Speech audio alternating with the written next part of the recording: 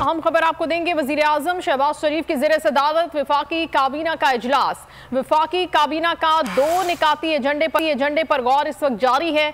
वजारत खजाना की election commission को फंड्स की फराहमी से मुतालिक समरी पर भी गौर जारी है। फहद चौधरी से मजीद जानेंगे इस बारे में।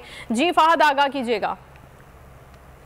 वफाकी काबीना का खुसूसी इजलास इस वक्त वजीर आजम शहबाज शरीफ की ज़ेर सदारत पार्लियामेंट हाउस में जारी है। इस इजलास में 2 नुकाती एजेंडे पर गौर किया जा रहा है। सबसे पहले तो जो अहम तरीन मामला है पंजाब असम्बली इंतखाबात के लिए 21 अरब की वजारत खजाना की एक मुजवजा पर गौर वजारत खजाना की जानिब से वजीर खजाना की जानिब से स्पेशल ब्रीफिंग दी जा रही है 21 अरब रुपए के फंड्स की फराहमी के हवाले से, और मुमकिन तौर पर इस हवाले से की काबीना किसी बिल की मंजूरी दे सकती है जिसे आज कौमी असम्बली में भी पेश किया जा सकता है। दूसरी जानिब जो इक्तिसादी राब्ता कमेटी का फैसला था कि आज़मीन हज इस मरतबा कुरानदाजी के बगैर, उस फैसले की भी तौसीक आज काबीना के एजेंडे में शामिल है। जी ठीक है, 2 निकाती एजेंडा है जिस पर इस वक्त गौर जारी है। बहुत शुक्रिया फहद चौधरी, आप अपडेट कर रहे थे।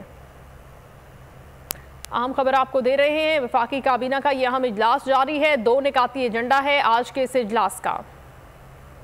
एक और अहम खबर आपको देंगे। सिंध असम्बली का आज फिर मुमकिना